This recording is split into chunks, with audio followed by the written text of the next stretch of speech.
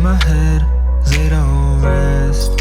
Selfish inside, my heart full of pride.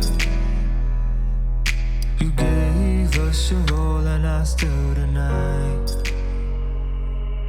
Welcome to the Fit for the Kingdom podcast. I'm your host, Ben Alexander, with your hosts, Matt Mashevsky, Paul Burrell, a special guest today, and then Thomas Monesca-Swan. Before we start today, we'd like to entrust this podcast to Our Lady. We'd like her to be the guardian of this podcast. So we pray, Hail Mary, full of grace, the Lord is with thee. Blessed art thou among women, and blessed is the fruit of thy womb, Jesus. Holy Mary, Mother of God, pray for us sinners now and at the hour of our death. Amen. So today we actually have a special guest, Paul Burrell. Now this was a beautiful sort of chance meeting of Paul being here. Yeah, I think it is. So Thomas, would you like to introduce our topic for today? Yeah, so today's topic, it's a bit of a interesting one. It's fitness and strength. Are they requirements of a Catholic man? And basically, I just like to start off with pointing out two little things. The first is that a special thanks to my dad and then also Matt's dad, Dean, because without talking to them, we would have come across as much more retarded today. and Thomas, that's going to happen anyway. I don't it's going to happen anyway, but it's a bit less thanks to them. It was possible. And the second thing is that while we obviously think this is very beneficial and we promote it, that we would never claim that this would take precedence over like true acts of charity or prayer, that it all has to be obviously in sync and in balance and under the right hierarchy. So just prefacing it with that. Yeah, and I think it was interesting. I was talking with someone last night and talking about how the virtues of Stoicism, how Stoicism kind of inverts virtues and places certain virtues at the top, and they say these are the most important, like courage and stuff like that. But understanding as a Catholic, we have a hierarchy of virtues, and that these virtues fit within a hierarchy of virtues, and they aren't the top. We're not saying that these are the pinnacle of Christianity, but we're saying that these are integral to a Christian's life, and that these are fundamental building blocks that allow you to build and to grow in the higher virtues. Yeah, it's interesting as well that the topic of fitness, it kind of touches into multiple different virtues, which we'll get into, but fitness itself can help with multiple different virtues. So, well, even the word fit, like it means it's like being able to do something, or it's like you have the capacity to do all of these things. You're being fit for the world, or you're fit for the kingdom, as it's saying. Yeah. I've just got a Bible verse here from St. Paul in 1 Corinthians, which I just touched on the topic, which I thought might be good to start off with, where he says, 1 Corinthians 9 verse 24, "Do you not know that in a race all the runners compete, but only one receives the prize?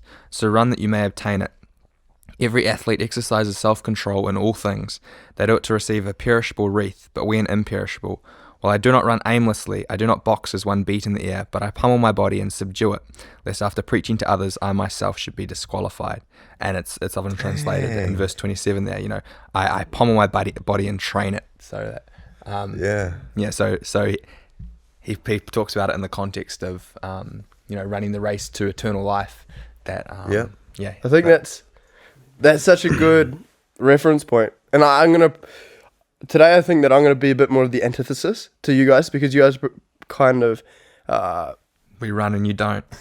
Look, I was just thinking that. Running's a shocking thing. I think cardio should be completely tossed out. Look, we'll get to the four pillars. Pardon me? We'll get to the four pillars when we get there. No, I think, to be honest, more so, I got an interesting question for Matt here. I'd like you guys to expand, and I guess I'll probably expand on it as well. But just, it's interesting, you make a clear spiritual link there between a physical activity and like a spiritual activity. Paul makes a clear distinction there. That's what I can see as well. What would you say to the people that would say, well, look, he's making a distinction there, making a correlation between a physical activity and spiritual activity, but he's not saying that spiritual activity is what you should be doing, and I think activity. Pardon me? Physical activity. Yeah, sorry, the physical activity. And I think oftentimes people can say, well, they say to me at least, that, the physical activities, he used an example, but it just becomes vanity. Oftentimes it becomes a vanity. And so what would you say to people that sort of say that sort of thing? Yeah. Now, you do actually come across that a bit as well. Well, I would say that you do have to make the distinction there. Like there's a difference between, like you're saying, there's the hierarchy between the spiritual training and physical training. And St. Paul himself. This I was about to bring up. In 1 Timothy 4, he says, for physical training is of some value, but godliness is value for all things, holding promise for both the present life and the life to come. So he's not saying that physical training has no value. He's saying that physical training has some value, but godliness has value in all things. So, godliness is what's most important in building the spiritual life. And then physical training, is under that, but it's still important. Yeah. And, and I like the different aspects of how physical training and spiritual training kind of can link with each other. Like we think about it a lot, like, I don't know, because we think about physical training all the time, like, oh, I'm training for this thing, and so I'm going to go to the gym these times per week, and then not so much thinking about, or it can be easy to think about, in the spiritual life, well, I'm training for, heaven, so that means I'm going to pray, I'm going to read the Bible, I'm going to do this many times a week at these times. Well, just like we say, we have spiritual disciplines, physical disciplines, like they both habituate the soul. I think that's really the biggest point that I've seen the benefit in my life is like that having that routine and that discipline, and that how they're mutually helpful to each other. They help to stimulate the other one. Like at the gym, one thing that I try and do is I try and offer each workout to our Lord beforehand after that suffering, so that suffering's not wasted. And then between sets as a powerlifter, we've got a bit of time to get a cup of tea, put the jug on, put a tea bag, but really roll out divine intimacy. Read a book, but it's also a good chance to sort of pray the rosary between sets. And I can't say that I always do that at the gym, but it's certainly something that's in the forefront of my mind when I'm at the gym. And it's like that we can turn an activity that for a lot of people is vanity or is vain or something that is completely where they lose sight of God and completely emphasize on themselves. We can turn it into something in which we're actually being a self-sacrificing man, that we're strengthening our body and our soul for the sake of God's kingdom, for the sake of our family and our friends, and being more able-bodied. Yeah, and I think we'll touch on like the whole like quote unquote worldly aspect of training, because just as men physically, like our responsibilities and that, but we've been addressing like the spiritual values of all of this. And if you look at prayer, like especially at the beginning, it's a lot about perseverance and consistency, and that's exactly what the gym is. Yeah. Can I just say too, like you mentioned how it's prone to, I guess, vanity, but that's not peculiar to fitness. Like the practice of any virtue has I suppose with it a tendency to, or a temptation to pride, like courage, We were talking any about sort of intelligence this morning as well. That's exactly. To be honest, that's a brilliant point, Paul. I think that was something that this morning at about 6 o'clock I was talking to Tomas about, was that to those objections of people who say that fitness is vanity. Well, I think that fitness and health is something in our society that is so highly valued, and whereas knowledge, I guess, is valuable, but in a broader societal context is probably, I don't think the same emphasis is there anymore. We're in comparatively with maybe previous generations. Obviously, knowledge is still valuable and it's still seen as important, but I think health... Well, it's much more accessible now, so it's like less emphasized. Before you'd have to go to uni, you'd have to read. Now it's like a bit more baseline. It's true. Yeah, and I think that being a learned person used to be something of great esteem and great importance, and that was a great vanity, I think, at times. But that doesn't mean that necessarily that knowledge is evil and wrong, or, as you say, any of those virtues are intrinsically wrong. But it's about how do they build into the hierarchy of virtues, and how do they fit into your life. So if you're looking at this in a practical way, you live your life, how do you know that you're spending enough time training and building up yourself physically and not spending too much? How does that change if you're like a single guy to a married man, to a father? What are the kind of principles you would look at to be able to judge what that's really the question, isn't it? Like, am I doing enough, or like what is enough? And like, to be honest, I think we just have to throw a couple of baselines out there. Like we'll get to like, we're trying to get all the boys to an 100 kilo bench. Like well, if you're not doing any training, I would say obviously that's probably something to fix, just because there's so many things that it starts to build into your life that it's just kind of silly to not do it. And okay, yeah, we're not expecting you to be a CrossFit champion, and we'll get one of those on the pod soon. But I don't know, let's say like 3 times a week, half an hour, and that can be in the morning, wake up a bit earlier, bang, and get it in. And I think we will do a pod on actually like physical practicalities of how to train. It's interesting. I was talking to a priest that said that for a young man, there's a great importance in doing something physical and sort of maintaining your body, because maintaining your body maintains good health, and good health flows into so many other things, areas and aspects of your life. Like, it's not just your physical being, but also your like physiological being, especially like in a man's sexuality. We have to be fit and healthy and strong, otherwise there's parts of our lives that'll take over, because there's a drive within us, whether we control it or not, that is still there. And unless we have sort of will of mind over it, then do violence to the body. Yeah, you got to do violence to the body. Well, here's something I'd like to address, like our responsibility as men. And like, again, this is all open to discussion. Like, we're not making pronouncements here because we're still trying to figure it out. But as men who live in the world, like, we are to be the pillars of society, our communities, parishes and families. And just 2 little Bible quotes from 2 Samuel. Be strong and let us show ourselves courageous for the sake of our people and for the cities of our God. And may the Lord do what is good in his sight. And in Genesis, cursed is the ground because of you. Through painful toil you will eat food from it all the days of your life. It will produce thorns and thistles for you. By the sweat of your brow you will eat your food and return to the ground, since from it you were taken. And that really, that we're going to have to work as men. We have a lot of work to do. We need to physically provide for people. We need to physically protect people. Like, we're men. We're in the world, despite not being of it. Yeah. And we can't ignore that. And we really do have to endeavor to sort of conquer that. If we look at the if we look at this in terms of the virtues, so there's the 4 cardinal virtues: temperance, justice, prudence, and fortitude. How would you say that for each of those 4, physical training has a specific role and would fit into those 4 virtues? So what if we were to look at temperance first? I guess that's the obvious one, isn't it? Yeah. Well, like, the act of training is obviously a huge thing of delayed gratification, and it's also difficult. So you're really subjugating a lot of your sort of short-term will and comfort and satisfaction to this greater good. It's like Jocko always says, take no cheap dopamine. Yeah. And I think that's... Well, take no shortcuts, because the shortcuts don't get you to where you want to be. Which is funny, though, because when we were playing rugby, as a forward, we were always taught to take Fat Man's Alley, which is always the shortest lane possible to the ruck. You're like, take the Fat Man's Alley, go straight down there, straight to the ruck. And the backs are always, you got to go back. You can't take Fat Man's Alley, you know? Yeah. Well, you got to be smart about training as well. That's just being smart. That's true, actually, yeah. I must say, I take a Fat Man's Alley a lot in my life.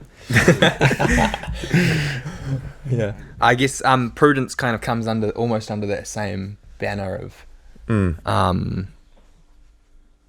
about the way that being wise in the way you train and how you and to the extent of it, I suppose, as well. Yeah. Which, and then fortitude, I think that's one that very clearly kind of is that like even something is like there's multiple layers to it, because it's hard to will your mind to go get under the bar and do some heavy squats or to do some sprints or also the idea that this is enjoyable, it's not true. When when I'm going for like an RPE 9 set of 8, like it's like I'm legitimately affected by this for the next 2 days. Like, I remember one time, like, I was squatting, this was about a year and a half ago, and I still haven't done this, but was 200 for 10. And it was, man, I legitimately was still sore in the lungs for like 4 days later. I was like still out of breath. Just John said you were out for a week after that. I was fully gone. I was like, I couldn't. I legitimately expended all my energy, and I had nothing more to give. But that's the thing about training. Like, you have all these people saying, "Oh, it has to be like scientifically optimal and stuff," and it's like, okay. But in reality, what you're trying to do, you're basically just pushing the mind and body to the limit. Like, that's what you need to do. Like, you need to be testing yourself. Like, it's Isaiah 48:10. I have forged you in the furnace of affliction. Ooh.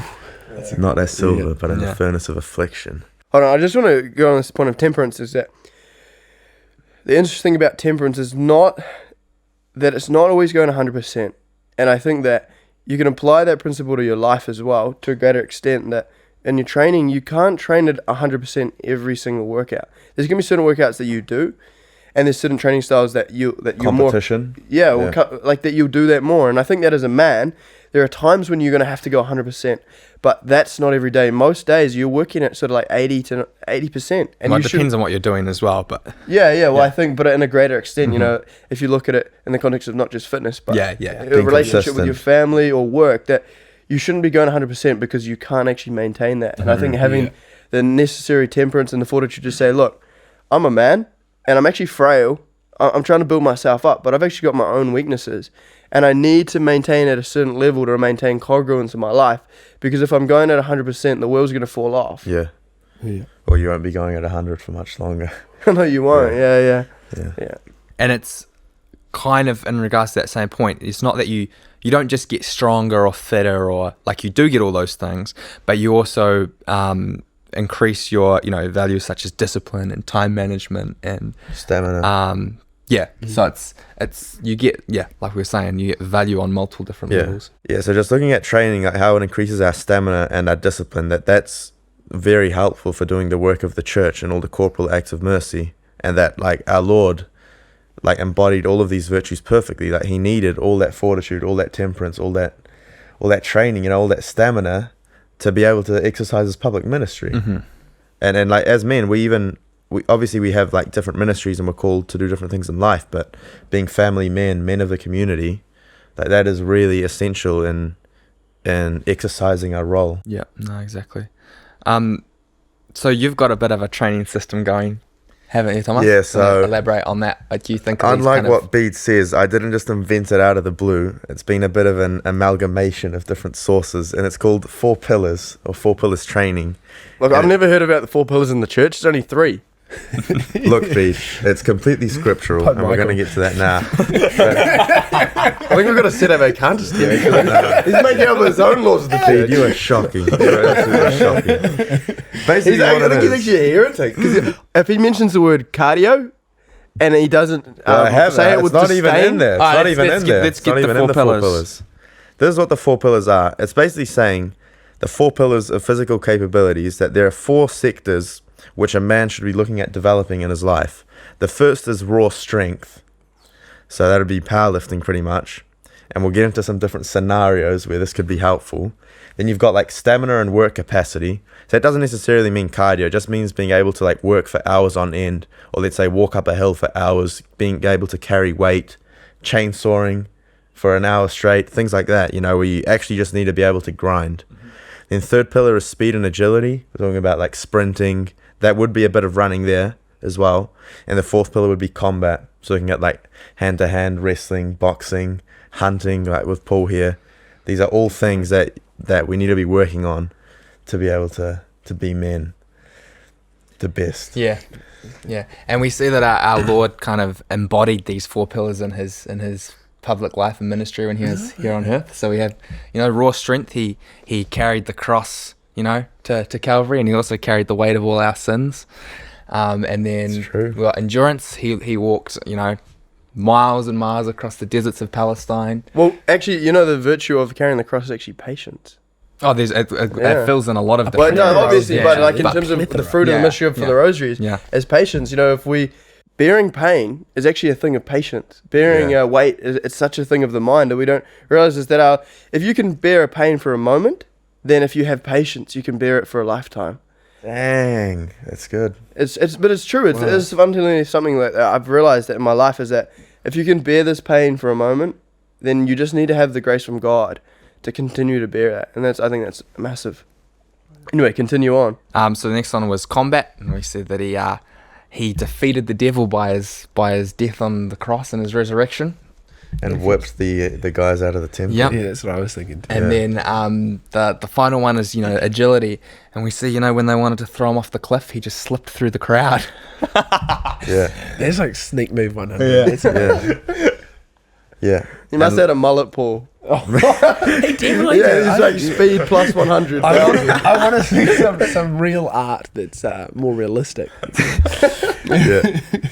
And here's another little thing, like related to 4 pillars, and like these are contingencies that I've often brought up, and like this is where Dad thinks I'm pretty dumb or silly, and he's probably correct, but it's like actually being prepared for physical scenarios in life. And I'm not saying that you're gonna have to fight a war, but we might have to. So here's some things: carry people, your wife, your kids, parishioners out of a burning building or through a river.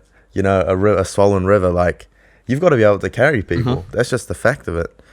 And then I saw this video of a guy doing pull-ups, like all the way up the side of a building to save this kid that was hanging off a balcony. Oh wow!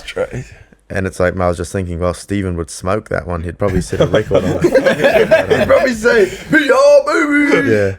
He'd probably say, "Get back out there again. I want to do it." But like later." being able to do a pull-up, like that's a real good like base strength to have. Squat a house. There's an interesting one. If the house is collapsing and there's like a cross beam there, you might have to squat it up. Okay, for our listeners that might think that's a wee bit unrealistic, maybe go into it, give a few other examples there. That Deadlift a car to release someone trapped underneath. I said a bit more realistic, eh? That's perfectly definitely- realistic. Yeah, let's hear that one. Yeah. Plus, like the C roller, you can definitely deadlift the side of Well, it. actually, with a to bit be of honest, strength. there's a guy here that actually did. One day there was a car in the way around here, and he came and picked it up and did move it. Really? Yeah. Yeah. It was just a little one, And but he like, just fully let's moved say it. it never happens, but like, if it does happen, Yeah. like, you'd probably want to be able to help. Or let's just say it's 2 of you. 2 of you do a bit of training, bang, the car's up. Well, you at least want to have the mental fortitude to be like, okay, if I need to do this, I've got to try. Like, how many men do not even have the mental kind of capacity to think that, look, this is something that I have to do. Like, they just be like, I can't do it. It's impossible. It's impossible. beyond us. Yeah. Communists chasing us. Look, say that a bit louder. Communists chasing us over a mountain range. To be honest, I kind of can't wait for that one. And then They're not going to be chasing Paul. Paul's going to take out his... Paul's going to be chasing them. Here's a good one though: sprinting towards someone, attacking or kidnapping someone. Towards Like, someone, eh? yeah, like that's a legit scenario. Like, you might be far away and you've got to make it. Was that interesting, the point that Dean made? He said, there's also, we should put an emphasis on the importance of woman training as well, and I think we'll get to that A bit, yeah. in a bit. But it's like, a lot of these ideas, these principles are also kind of applicable to women in the sense of that just because we're men and that our job is to provide and protect doesn't mean that there's not going to be circumstances or scenarios in which you will be in that'll mean that you're exempt from also being physically of able body. Obviously, we realize at times that not everyone is physically able, and that's... I got some questions on that as well. Oh, that you maybe got we some can questions. get to, Yeah. But that's a specific challenge that God has given you. And within that, your sanctification and grace will flow through that ailment or whatever it is, that impediment that's stopping you from being physically able of mind and body. But that doesn't mean that's the rule for everyone else, and it doesn't give everyone else the excuse to be like, hey, look, I can't do this. Yeah. So anyway, you continue on, Tomas. And like we'll all have like, obviously, Bede, you're pretty strong. Like we're all gonna have like different all areas relative where though, we're eh? better at. It's all like, okay, you might not be the one squatting a house, but maybe you have some mates that can, and maybe when they're a bit out of shape, you can run and get the help. But ultimately, it's just about being physically capable. Like, we're not asking you to be CrossFit champions. We're not asking you to deadlift 300 kilos, although that would be really good. But just make sure you're not giving yourself any slack. Like I had this line that I told Stephen. It's like, we have charity to other people, but we shouldn't have charity to ourselves. Like we need to hold ourselves to the highest disciplines, to the highest standards. Yeah, and I think that's the thing of like consolations. Like consolations are a gift from God. They're not something we should be choosing specifically for ourselves. And I think that's more so what you mean if we rephrase it in that way, because we should have charity with ourselves. We should have charity with ourselves above all things. But Well, there's love others as you love yourself. yeah, it's like, well, charity is love, but it's I get like what Tomas is saying is like he's saying, don't seek out those consolations. Don't seek out that donut. Don't seek out that cake. You shouldn't be. That's not our role as a man. Our role is to deny ourselves. So our Lord says, unless you pick up your cross and follow me, then like you're rejected. You have no life in you. So that's what Thomas is saying by that, just to kind of, I guess, expand on that, so people aren't like, he's wrong, he's wrong. Yeah. Or he's not, his sentiments, that's what his sentiments mean, I guess. Just making that choice. And like Father Chad Rippiker said this line that was, the definition of effeminacy is choosing comfort over those things that are arduous. Yeah.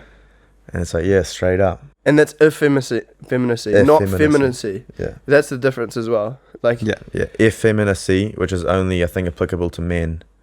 Yeah. And then obviously being feminine is something else. Yeah. Would you guys say that there's a difference between working out and intentionally training? Because I would say that you can just go and work out and do whatever, in the gym. But then I think intentionally training, while it incorporates obviously going to the gym and working out, it's focused towards an end goal of some kind. Yeah. So yeah, I would say, I think you make a really important distinction. If I were to bring it again to that kind of spiritual life aspect, it's not like, I'm just saying a rosary because it's my daily rosary for the day. I think that's just like, going and just working out.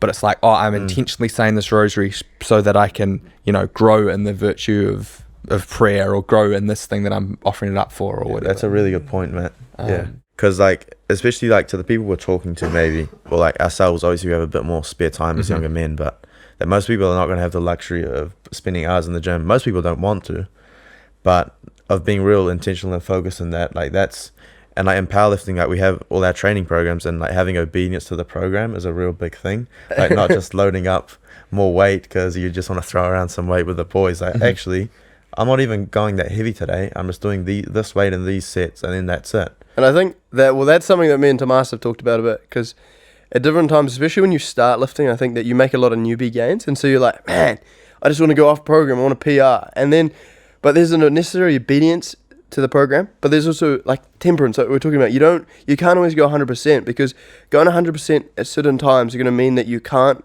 give your all when you're supposed to. And I think that as a man, that's really important to be like. Or if you fully ruin yourself in the gym and then you get home and you're not doing the dishes, you might want to lie on the couch. Well, and that's the other example of the opposite of this, I guess, is the antithesis would be that you are, as a man, you don't work out, you don't go to the gym, but then you go out and party till 2 o'clock in the morning, and you give your 100% on that night, but that next morning you got work, or you got to take your kids to mass, or all these different things, and you're not in the right mind frame. Yeah. You don't have the necessary capacity anymore to be able to be there, to be present, and to be the man that you need to be. Yeah. And so that's where temperance comes in. It's like, look, I'm a frail man. I've got weaknesses of my own.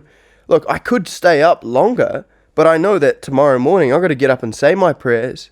I've got to go take my children to mass. I've got to be there, and I've got to show them that this is important and this is of value. But if I get back at 2 o'clock in the morning and I'm just crawling out of bed, not showing up properly, and I don't look fresh, and I don't look well kept, then what sort of example am I setting to my children when they see me when I'm going to go to mass?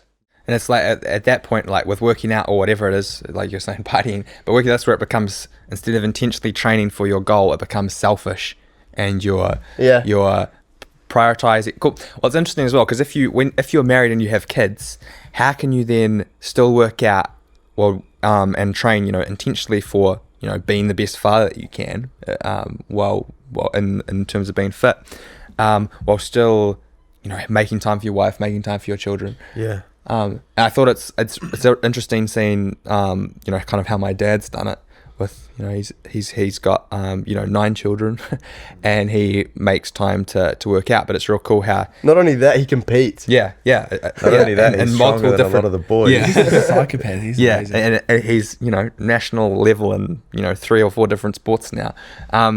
So I think if you can find a way to do it with your kids, or go to the gym with your kids, and because as a little kid you love it, right? Like, I'm going to the gym with dad and everything, and so it's great time to have that quality time with your children, while also cultivating good fitness habits in them, while also building your own self. That's a bit of a round circle, which has come back to, I guess, that initial question really was how do you set aside the time? What is the appropriate time? How much is the time? And is that point that Matt makes, which is, it's about state in life. Your different state in life is going to determine the amount of emphasis that is necessary to put on physical training. And Yeah. I think that's a really important thing to realize And as well. it also doesn't have to be a lot, like to get the results we're talking about, or just to actually just increase your capability a little bit. And, you know, obviously you have things like what Matt said, and ideally that'd be what we're all doing, or like we go do some training with our friends, you know, make it like a real team building kind of thing. But then there will be some days where it's either 5 a.m. or 8 o'clock at night, you haven't been able to get there during the day, and you're just going to have to work. And that's going to be the situation sometimes, and we shouldn't run away from that.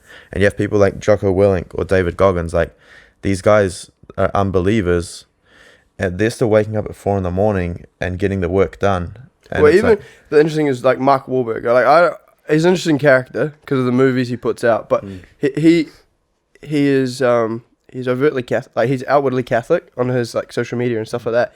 And, you know, and his kind of routine. He says he gets up at about 4:30 in the morning and he works out. You know, he prays for an hour and a half each day. Yeah. So, you know, as a man, as a Catholic man, there's not really an excuse, is there? You know, like Yeah.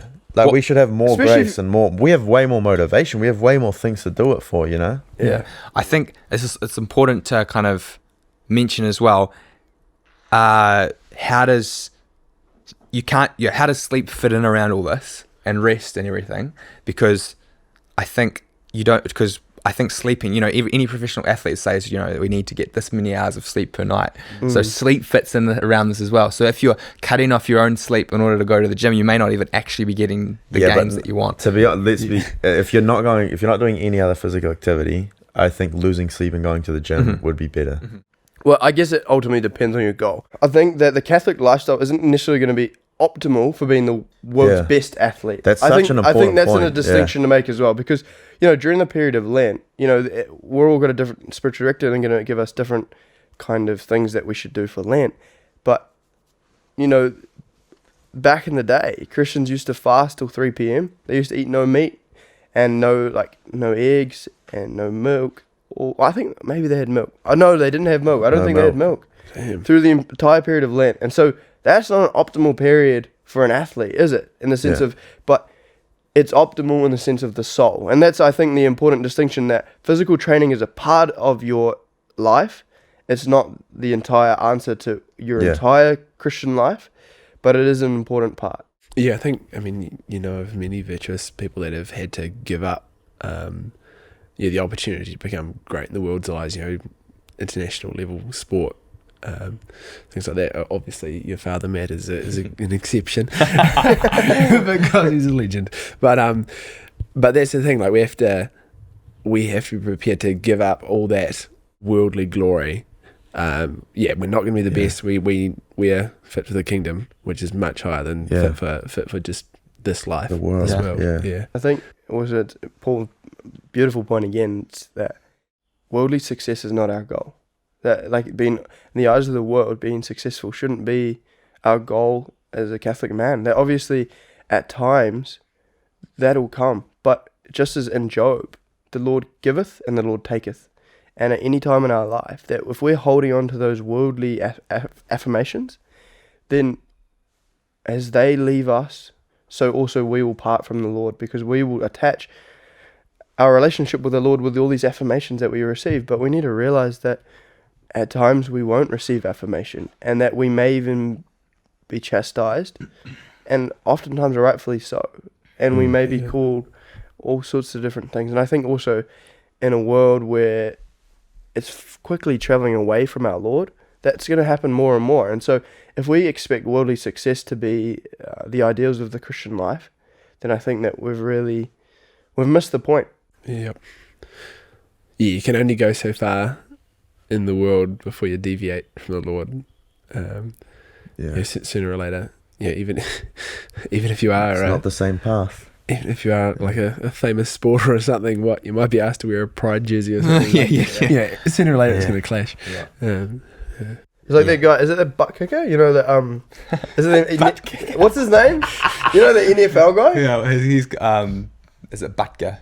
Yeah, he's the kicker in the NFL. Yeah, but Someone Butker. okay. That's his Instagram handle, isn't it? Though, I'm not sure. isn't it? I don't know. Anyway, Is it Harrison Butker? Oh, maybe. I think that's his name. Okay. Double Well, he check kicks that. butt anyway. He's a kicker in the NFL. But like in the Super Bowl, obviously he's an example of that.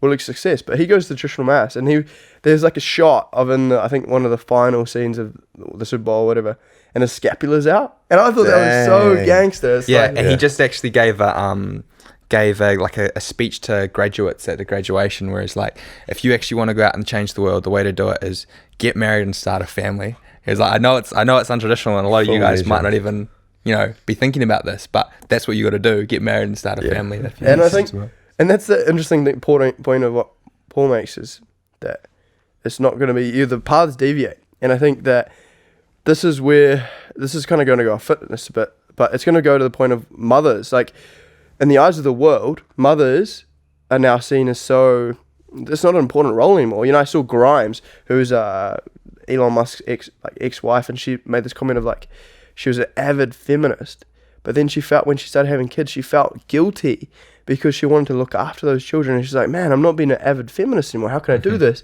And then she realized, well, how can a feminist, someone who's like pro-woman, be like against someone who's a mother? And it's like that thing of like fitness, all the stuff, yeah, sweet, it's awesome, but we shouldn't be looking for worldly affirmation in it, and we should be also lifting up those other areas in our Christian lives where that this is also of equal value, like being a mother. That John Paul II says in Familiaris Consortio that to be a mother is the highest thing that a woman can do if she is married, and to look after her children is the highest thing. And society needs to be structured in such a way so that she can. Yeah. And 100% in another podcast, we're going to go talk about that more.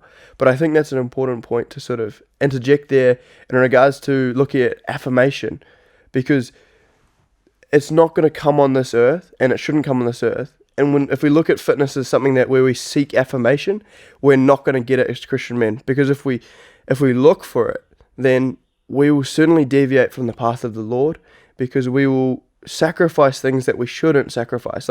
And for the wrong reasons. Yeah, exactly. Yeah. So you might see that prayer life is getting in the way of stopping you from becoming a world-class athlete. So you might say, well, look, okay, then I need to set aside my prayer life so that I can become a world-class athlete. No, that's not correct. You've lost your balance there. You're no longer temperate. Family time. Yeah. You start to cut things off. I've got a question, kind of changing track a little bit. But what if I work out, but I don't look like I work out? What if I work out each day, but I still am like fat? Snort some protein powder. Actual serious question, because there'll be a lot of people like that. Practical, because a lot of people think that running will make them lose weight. That's wrong, because it slows down your metabolism, so you can actually get fatter eating the same amount of food when you start running. So what weightlifting does is that, because obviously you're lifting the weights in the moment and that takes energy, then your body is trying to recover those muscles for the next 24, 48 hours. So you actually expend more energy weight training, and you will lose weight because your body has this increased energy demand. Mm-hmm. I think it's also about, I guess, what is your time availabilities, but also I think that specifically being fat. Now, I'm going to bridge this very carefully, I think, because I don't want to necessarily offend people for no good reason. Obviously, if you're overweight and out of shape, then you've got a lacking in a specific virtue. And to be clear, I'm lacking in a lot of virtues. And so I'm not going to sit here and say to you, we get away being fatties just because we lift weights. Yeah. Well, for example, I think I'm a bit of a fatty, but I get away with it because as Matt says, I lift weights, so it's kind of a bit more acceptable. But but ultimately, being overweight is not good for you. It leads to increased heart attacks, all sorts of different effects, cancer. There's just screeds of research papers suggesting that being overweight is not a good thing for you. Well, not even that, but just how it does get in the way of all these things you talk about our vocation as men. There was a guy fixing the cowshed platform a couple of weeks ago, and he had to just step up onto the platform to reach up to this little sensor at the top. Yeah. And he couldn't get up on there. I had to do it for him. He was just struggling to get, he's getting a knee up, and he was just it was going to take him half an hour to get up there. It's look, I'll just get up there. But it's just really basic stuff, But it's a thing of overweight. I think that's a lot as a dad, because I love food, and I think of that if I was a dad and I stopped training, I'd probably get real fat. Mm-hmm. I'd get massive. But I was what's the way that you mitigate that? You just fast. Mm-hmm. Legitimately, I think that's the thing of now working in the office and sitting down. I eat kind of one big meal a day and then 2 smaller meals a day, because if I ate any more, I'm going to start getting fat. And that's the same thing. It's that temperance, where that temperance comes in, that you should be moderating yourself so that you're not getting to the point that you are looking like you're super fat. Obviously, there's a certain range where like maybe you're like slightly smaller and people don't think you work out. Then there's no problem with that. It's not. Yeah, because I think it's important being able to, you get to the point where it's, because not everyone can look like, a bodybuilder or this, like everyone kind of has this ideal in their mind of what they would like to look like. And it's this like fitness model guy. Not everyone can get to that status, but then again, it's not about the looks. Yeah, it's about that's exactly what I was going to say. It's about being able to actually do the things that you need to do and that you're called to do. That's like what I love about the 4 pillars. It has nothing to do with looks. It has nothing to do with like, obviously you need to be able to lift a certain amount of weight, but it's like these are the things I need to be building. Yeah, outcome based, day to day. Yeah. Look, I think unfortunately we're gonna have to actually wrap the podcast up there. We've definitely could go on for this for another hour. And I think we could even do like a second sort of wrap up one as well. Yeah. About I had the a same question topic. of how do you deal with a modest woman in the gym? Oh, because I had another couple. Yeah, like, look, there's actually, we could do a whole other segment. Should we do a whole other? I think we should, because there's some objections. Like the biggest objection, Jesus didn't go to the gym. What saints lifted weights? Not a single should we? saint This will be the next pod. Okay, that's the next pod. So if you enjoyed this pod, there's going to be another one to follow up that's going to be more about the objections and how do you, what is the way that the church might look at these things? What are the things that saints have said? That we've got other quotes from St. John Paul II, we've got things from the Catechism that talk more about fitness. Yeah. We want to tackle your objections. So We've got a lot of content for you. we have a lot of content. And on that note, we've got Instagram, FFTK Pod. Follow us there. You get most of the updates there. Bit of extra content. We'll have a promo coming out soon. You got a Telegram channel, FFTK Pod as well. You get updates there. To be honest, by the time this pod drops, the promo is probably already out. Yeah. By the time go this pod check it out drops, now. you'll be able to follow us on Spotify. Or that's where you're listening to this now. We'll have a YouTube channel as well with the podcast if you want to listen to us there. And let us know if you want a bit of video content. It's a little bit more extra work. We will run the cameras at some stage. Yeah. And then, And hold back our vanity. if you really think we're such munters that you have to let us know about it, you can email us at fftkpod@gmail.com. Oh, that's good, Tomas. Yeah. I like that little transition there. Yeah, and you'll get some scathing replies. Also, it was funny. We went to this the show last night, The Man for All Seasons, and the director said, if you enjoyed this, tell your friends about it. If you hated it, if you didn't like it at all, tell your enemies about us. What a marketer. Yeah. No, wrap it up. So we'll just Special thanks to Paul and his presence, his inspiration. Oh, you're welcome. Thank you, Paul. Yeah, no. And also, I guess if you wanna help support us and help us grow, then we've got a locals as well, which you can become a supporter of. fitforthekingdom.locals.com. Yeah. So. Right, God bless you all. We're going to end with a Hail Mary Keep us again. in your prayers. Right. In nome del Padre, Filii e Spiritus Sancti. Amen. Ave Ave Maria, Maria, gratia plena, Dominus tecum, benedicta tu in mulieribus, et benedictus fructus ventris tui, Iesus. Sancta Maria, Mater Dei, ora pro nobis peccatoribus, nunc et in hora mortis nostrae. Amen. St. Joseph. Pray for us. In the name of the Father, the Son, and the Holy Spirit. Eeny, meeny, miny, mo.